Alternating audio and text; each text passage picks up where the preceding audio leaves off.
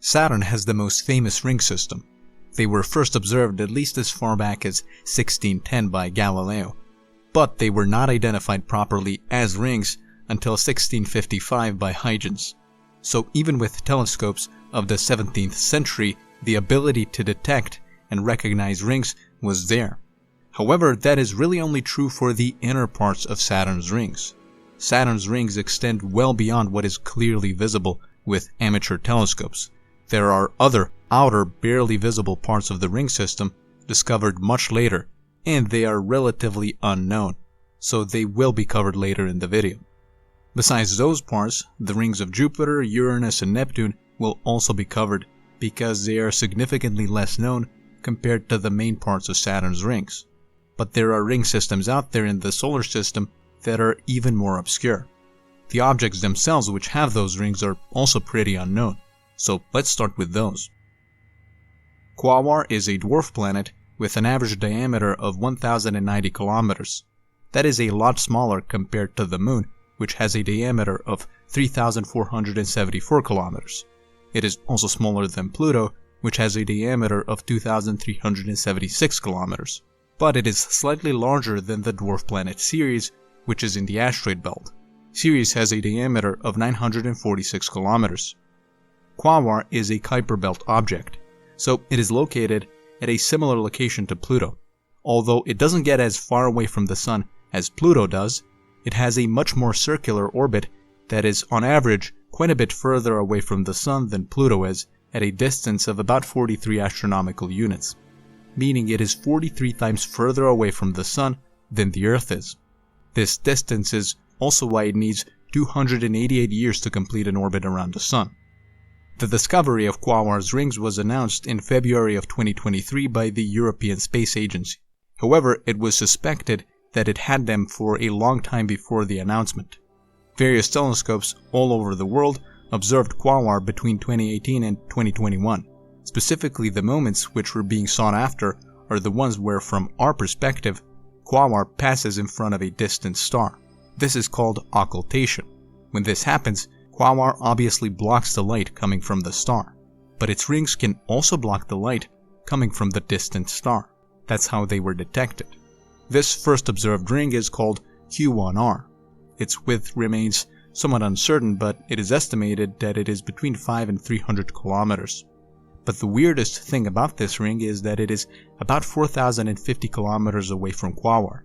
That is unusually distant, because that is well beyond the Roche limit of Quaoar.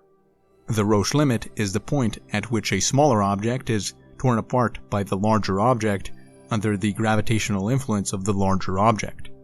This ring is located at a place that is beyond that gravitational influence, beyond the Roche limit, which is weird considering that puts into question as to how the ring formed in the first place.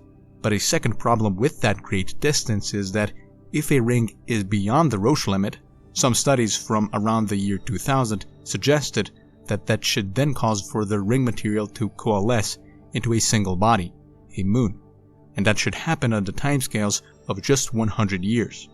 Considering that this ring of Quaoar is likely older than that, then that also means that there is some odd phenomena allowing for the ring to persist for a long time even when it is beyond the Roche limit. Only 2 months after the announcement of the discovery of a ring around Quaoar, in April of 2023, a study was published announcing the discovery of another ring called Q2R. This one is significantly more faint. Its width is estimated to be about 10 kilometers, and it is closer to Quaoar. However, its distance from Quaoar is about 2,500 kilometers, quite a bit closer than Q1R. But still, this distance is also beyond the Roche limit of Quaoar, which is estimated to be at about 1,780 kilometers. So it is also very weird. Just like Q1R, Q2R was suspected to exist quite a bit before the announcement. The occultation data suggested its existence at least as far back as August of 2022. Quaoar was discovered in 2002, and it also has a moon called Quaoar. It was discovered in 2006 or 2007. Quaoar has a diameter of about 170 kilometers, probably not enough to be spherical. However, Quaoar itself is not all that spherical. It has a somewhat elongated ellipsoidal shape. In this image, in the center, we can see what can be considered its side. Here it appears as being the most round. Then to the left we can see the shape of Quaoar from the front. From this angle it appears as being the most elongated. And on the right of the image we can see how Quaoar appears when viewing its poles. It also looks pretty elongated here, but not as much as from the front. The reason for this shape is potentially because Quaoar in the distant past was spinning really fast enough that its shape adjusted to the spin. Then its spin slowed down, but Quaoar retained its elongated shape. Quaoar completes an orbit around Quaoar every 12 days at a distance of 13,000 kilometers, a lot closer than the Moon is to Earth, which is a distance of about 380,000 kilometers. This means that from the surface of Quaoar would appear many times larger in the sky than the Moon does from the surface of Earth. Quaoar also appears to have a tilted orbit. Although the exact tilt isn't known, it is probably just enough such that during certain points in orbit, the rings of Quaoar, which go around the equator, are clearly visible from the surface of Quaoar. Haumea is another dwarf planet located in the Kuiper belt. Its average distance from the Sun is the same as that of Quaoar. It is 43 astronomical units away. However, its orbit is a lot more eccentric, meaning a lot more elongated. The eccentricity of Haumea's orbit is similar to that of Pluto, so it also gets similarly far away at 51 astronomical units away from the Sun, but also similarly close to the Sun at 34 astronomical units away. Haumea has a mean diameter of 1,560 kilometers, so it is significantly larger than Quaoar. Still, Haumea is even a lot more elongated. At its shortest, from pole to pole, it is 1,074 kilometers across, but at its longest, it is 2,100 kilometers across, almost double. This bizarre bean-like shape is why the surface gravity of the poles of Haumea is nearly 4 times stronger compared to the gravity at parts of the equator that are the most distant from the center. However, even at the poles, the gravity there is only 0.9 meters per second square, much less than that of Earth, which is 9.8 meters per second square. The bizarre, elongated shape of Haumea formed because Haumea is spinning extremely fast. It completes a rotation every 5 hours. Yes, it has a 5-hour-long day. In October of 2017, it was announced that Haumea has a ring. The ring was first observed in January of 2017 through occultation, meaning the same method that was used to find rings around Quaoar was also used for finding the ring around Haumea. So it passed in front of a star, and the dimming pattern revealed a ring. This ring is pretty bright. It contributes about 5% to the brightness of Haumea when it is looked at from a telescope. The ring has a width of about 70 kilometers, and it is about 2,300 kilometers away from the center of Haumea. So it is definitely within the Roche limit of Haumea. Its Roche limit is about 4,400 kilometers away. The reason that the Roche limit is so much further away from Haumea than it is from Quaoar is simply because Haumea has a much greater size, with that a lot more mass. So because Haumea's ring is within the Roche limit, none of the mysteries that apply to Quaoar's rings also apply to the ring of Haumea. The formation and why it stays in place is clear. However, one very weird thing about Haumea's ring is that it isn't going around the equator of Haumea, at least not exactly. The ring has a tilt of about 3 degrees relative to the equator. That is enough to be visually apparent, and although it still might seem like an insignificant inclination, it does appear to be significant when considering that other known inclinations of rings aren't close to being that tilted. Haumea was discovered in 2004. Its 2 moons were discovered shortly after. The outer one, Hi'iaka, was discovered in January of 2005, and the inner one, Namaka, in June of 2005. Hi'iaka has a diameter of about 310 kilometers, so although probably not spherical, it is close to having the size and mass beyond which objects are typically spherical. Hi'iaka completes an orbit around Haumea every 49 days at a distance of 49,800 kilometers. Namaka is the inner moon of Haumea. It has a diameter of 170 kilometers. It completes an orbit around Haumea every 18 days at a distance of 25,600 kilometers.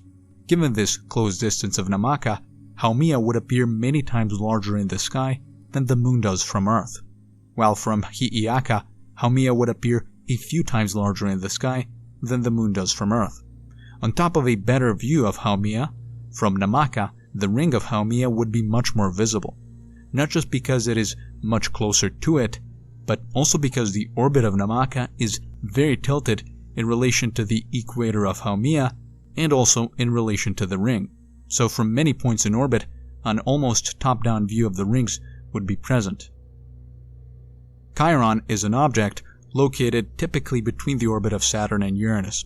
However, it has a very eccentric orbit, so at its closest, it is slightly closer to the Sun than Saturn is at 8.5 astronomical units away. At its most distant, however, it is right where Uranus is at about 18.5 astronomical units away from the Sun. So Chiron's distance from the Sun is why it is classified as a centaur. Centaurs are small objects that orbit between the orbit of Jupiter and Neptune. Because of that, centaurs are obviously a lot closer to the Sun compared to Kuiper belt objects, which are beyond the orbit of Neptune. Quaoar and Haumea are Kuiper belt objects. Although Chiron is definitely small even compared to dwarf planets, it isn't exactly tiny. Although the estimates of its diameter vary by quite a bit, it is around 200 kilometers across. This size is especially impressive when considering that Chiron is a comet.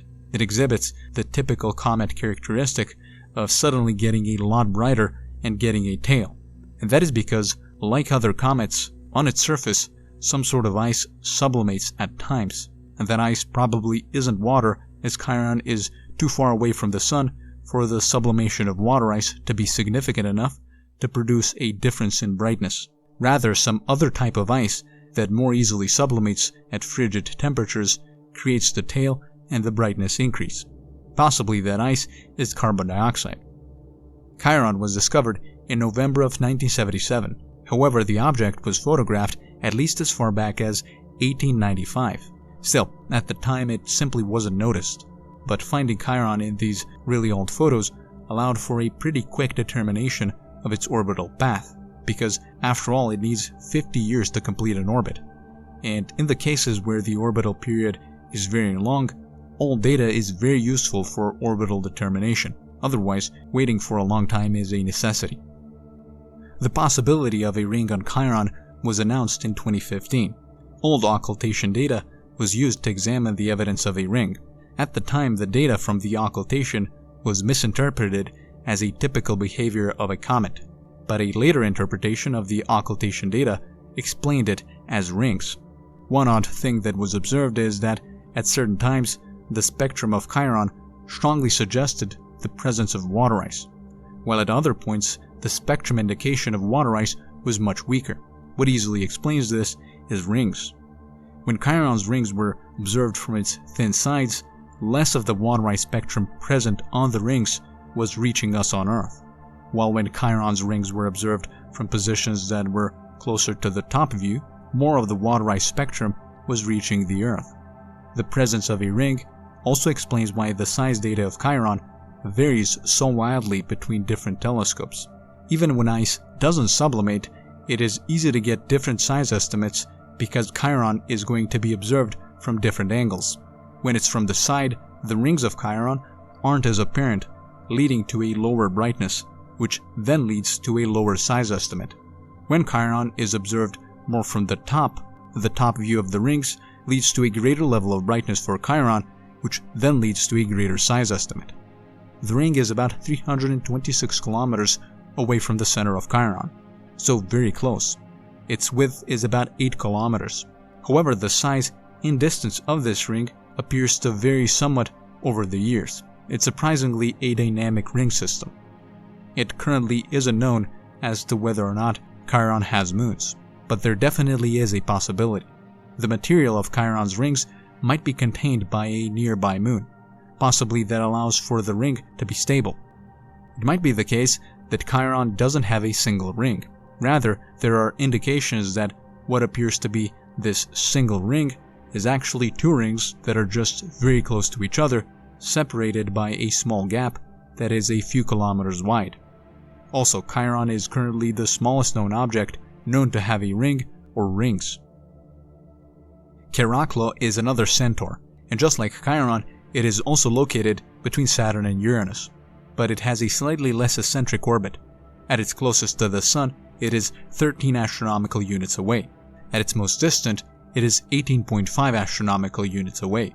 Chariklo also exhibits some comet-like behaviors, and it is very similarly sized to Chiron. The size estimate of Chariklo is estimated to be about 250 kilometers, so it is the largest known centaur. In June of 2013, Chariklo passed in front of a star, and that occultation event was very closely watched by 10 telescopes all over South America. The conclusion from the data gathered is that Chariklo has 2 rings. The inner one is about 6 kilometers wide. The outer one is about 3.5 kilometers wide, and the 2 rings are separated by 9 kilometers. The 2 rings are orbiting Chariklo at a distance of 400 kilometers. Potentially, the rings that Chariklo has are somewhat new, that is, on geological timescales, because a ring system around such a small object should disappear after a few million years. If that is not the case, then maybe Chariklo has moons that orbit close to the rings, which then cause them to contain the material of the rings, essentially keeping the existence of the rings stable for a really long time. Chariklo's rings were also registered by the James Webb Space Telescope during an occultation event in October of 2022. The dimming pattern produced by the rings passing in front of a star is extremely obvious. These 2 rings that Chariklo has are likely made out of water ice. During certain moments, when Chariklo's brightness was overall lower, the water ice spectrum was not detected. That is because during those moments, Chariklo's rings were viewed from the side, where not a lot of water ice spectrum is going to be reaching us. While during other moments, where Chariklo's brightness was slightly greater, the water ice spectrum was detected. And that is simply because Chariklo's rings were viewed then from a more top-down position. So during those moments, more of the water ice spectrum from the rings was reaching us. So we can clearly notice how Chariklo and Chiron are essentially twins. Their size is similar, their location in the solar system is similar, they both have rings that likely have a gap, their rings are similarly far away from them, and on top of that, their rings are also composed out of water ice. Rhea is a major moon of Saturn, sandwiched between other major moons. This moon has a diameter of about 1,500 kilometers. A year after reaching Saturn, the Cassini spacecraft made a targeted flyby of Rhea. During this flyby, Cassini specifically passed in the region of Rhea, where it was known that it is going to block the plasma particles from Saturn's magnetosphere. And what was registered is something very odd. Instead of there being an abrupt falloff in the amount of charged particles registered by the spacecraft, instead there was a gradual falloff, both when it was approaching the plasma shadow region of Rhea and also when it was exiting it. So there was symmetry, suggesting the presence of rings which produced that gradual falloff because they gradually start blocking the charged particles. We can see how in comparison to Rhea, when Cassini passed in the same plasma shadow region of Tethys, another major moon of Saturn, there isn't a gradual falloff because Tethys just doesn't have rings. However, the very weird thing is that a later Cassini flyby in 2010 didn't find any evidence of a ring around Rhea. With that, we are far from having any direct images of the material present in Rhea's rings. If the ring is there, then the material present obviously isn't very visible, and there is also clearly not a lot of it, as it wasn't observed even with a targeted flyby. Possibly the rings are made out of very fine, dark dust particles, which is why observing them is so hard. But there is even more strong indirect evidence for a ring around Rhea. These 3 images are of the exact same region on Rhea. On the left is an image using infrared, ultraviolet, and green filters. In the middle, however, is an image made from data gathered in the infrared to ultraviolet spectrum, and we can clearly see how there is this very straight line going from across Rhea for many hundreds of kilometers. That line is also right at the equator. This is easily explained by a ring. So the materials that the ring is made out of slowly drifted and crashed into Rhea, and they did so right at the equator because rings typically orbit around the equator of objects. Now, the reason Rhea itself could have a ring despite being a moon of Saturn, is simply because it is far away enough from Saturn and its other major moons such that its Hill sphere, that is its gravitational sphere of influence, is large enough to allow for the formation of a ring. So Rhea possibly having rings is obscure, but Saturn itself has ring parts that are somewhat unknown. Although yes, the main, very visible rings are pretty famous, the outer parts of the ring aren't.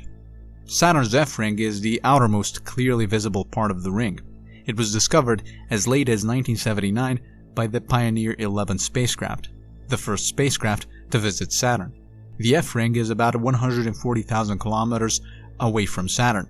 And beyond it, Saturn definitely has other rings that are, relatively speaking, very faint. And they are very faint because they are composed out of material that is much more fine-grained, essentially dust, while the inner rings are made out of solid, large, waterized chunks that can be several meters across. So the first ring beyond the F-ring is the dusty Janus-Epimetheus ring. Janus and Epimetheus are two pretty large asteroid-shaped moons of Saturn, Janus being 200 kilometers across at its longest, and Epimetheus being 130 kilometers across at its longest. These two moons contribute to the material present in the Janus-Epimetheus ring. They do so when the meteorites strike their surface. Those strikes kick up the dust, which is present in abundance as the top layer of their surface. The dust then settles into orbit around Saturn, creating a ring. Going slightly further outwards, there is the G-ring, another very dusty ring of Saturn that is created and replenished from the dust being thrown off of Saturn's moon Aegean. That is pretty impressive considering that Aegean is a tiny bean-shaped object that is just 1.4 kilometers across at its longest. Going further outwards, there is the Pallini ring, which is created by the tiny moon Pallini that is 4.4 kilometers across. This ring is also created when the meteorites strike its dusty surface. Going outwards, we encounter the E ring. This one is seemingly a lot more famous compared to the dusty rings that are inwards. And it is more famous for a good reason. It is produced by Saturn's major moon Enceladus through the release of water particles during cryovolcanic activity. Cassini even captured this particle releasing event in action. The water particles from the cryovolcanic activity that make up the E-ring also end up sticking and coating one side of the surface of Saturn's three other moons that are outwards compared to Enceladus. The existence of the E-ring was suspected and likely observed at least as far back as the beginning of the 20th century, with some evidence of it being observed even in the 19th century. But it wasn't until 1980 that its existence was entirely confirmed. Meanwhile, the previously mentioned dusty rings that are inwards were mostly found after 2004, so after the Cassini spacecraft entered Saturn's system. The E-ring, which Enceladus produces, is about 2,000 kilometers thick. The small particle size allows for it to be significantly thicker compared to the bright inner rings, which aren't as dusty. Those main very visible rings are just a couple of kilometers thick. The E-ring extends from about 180,000 to about 480,000 kilometers away from the center of Saturn. However, there is a ring of Saturn even more distant, and it extends a lot more. Saturn's outermost ring is called Phoebe. It extends from 4 million kilometers away from Saturn all the way to about 13 million kilometers away. However, the ring isn't visible in visible light. It was discovered in 2009 using the infrared Spitzer space telescope. The interesting thing is that although Cassini was very much there and active around Saturn in 2009, the time during which this ring was discovered, Cassini didn't manage to detect it on its own. However, after the discovery from the Spitzer space telescope that was orbiting the Earth, then Cassini went on to further examine this outermost ring. The particles of the Phoebe ring, they are dust particles that were released from the moon Phoebe. Phoebe is the largest irregular moon of Saturn, and it orbits Saturn at a distance of 12,960,000 kilometers. With a diameter of about 213 kilometers, it is a giant for an irregular, that is, a captured moon. And with that size, it has plenty of material for it to create a massive ring. Although Phoebe is a large, solid chunk, as its density implies that it is a sort of half-rock, half-waterized composition, with craters all over the place, Those impacts turned the top layer of Phoebe into dust, which then started spreading into orbit through further impacts. Also, the Phoebe ring is about 2.3 million kilometers thick.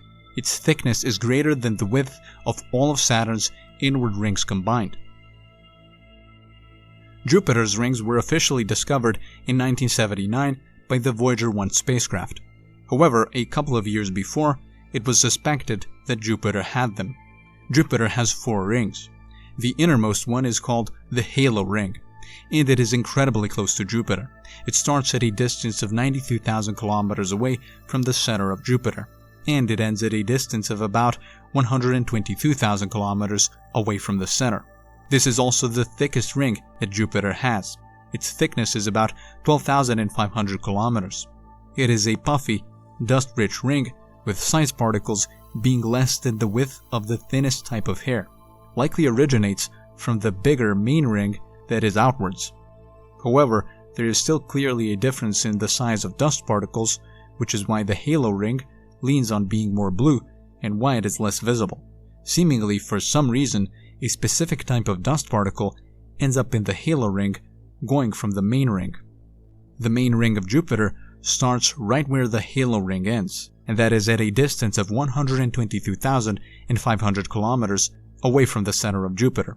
Its thickness varies over its width by quite a bit, and it is between 30 and 300 kilometers. So, although these numbers aren't all that impressive in terms of size, it is still by far the most visible ring of Jupiter. In this image, we can see what the spacecraft New Horizons captured. The reflection of the main ring is clearly visible. Still, even this most visible ring isn't easy to detect. The main ring is most visible between the orbit of Metis and Adrastea, 2 asteroid-sized and shaped moons. Metis is the closest known moon of Jupiter. It orbits at a distance of 128,000 kilometers away from the center. Adrastea is the second closest known moon to Jupiter at a distance of 129,000 kilometers away from the center, meaning Adrastea orbits right at the point at which the main ring ends. Adrastea, through its gravitational influence, contains the ring material, but so does Metis. Together, they contain the larger particles between their orbits, resulting in them creating the most obviously visible part of the main ring. Now, it was estimated that the material present within the main ring should disperse in the timescale of about 1,000 years, and yet the main ring is likely way older than that, indicating that it is constantly being replenished. Likely what is happening is that impacts on Metis and Adrastea are constantly releasing particles, which are then being captured into orbit. That's why the spectra of the ring is similar to that of those 2 moons. The main ring particles lean towards being red, so quite a bit different from the particle color of the halo ring. Then going outwards from the main ring, right where the main ring ends, at a distance of about 129,000 kilometers away from the center, is where the Gossamer ring starts, the outermost ring.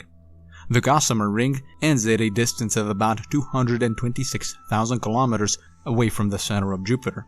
It is split into 2 parts, the Amalthea and Thebe part.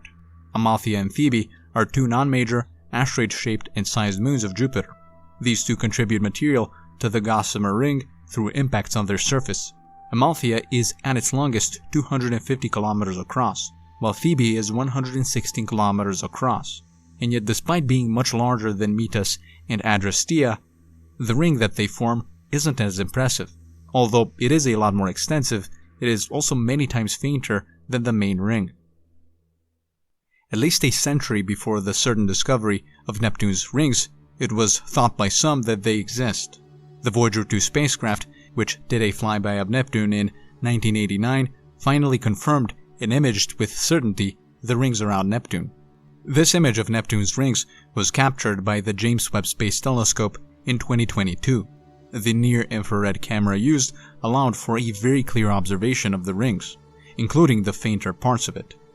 Neptune's rings are very similar to Jupiter's rings in that they are, in large part, composed out of dust particles. However, the dust percentage varies by rings. The ring material appears to be dark and slightly red. Probably the material which makes up the rings is rich in carbon-based molecules and it is present in orbit around Neptune because some small carbon-rich moon got shattered. Neptune has 5 different rings, stretching from 40,000 kilometers all the way to 63,000 kilometers away from the center of Neptune. Quite a few of these rings are also not very wide. Neptune's outermost ring, called the Adam's Ring, is the weirdest one in the system. This one is not quite as dusty as the other ones. The material in this ring is kept from spreading, and it is narrowed down by a moon called Galatea. The reason Adam's Ring is so weird is because it has arcs, meaning at certain parts of the ring, it is visibly thicker and wider. This is weird because material should get evenly distributed over the entire ring over the course of just a single year, and yet that is not happening with Adam's Ring. There aren't any certain explanations as to why these arc formations are there, and there are a few.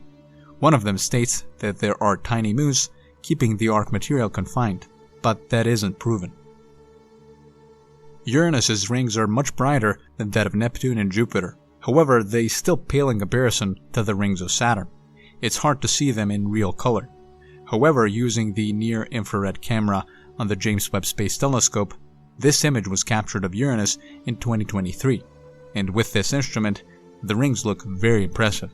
Uranus's rings begin at 26,800 kilometers away from the center of Uranus, so they are pretty much right next to Uranus, and they stretch all the way to 103,000 kilometers away from the center.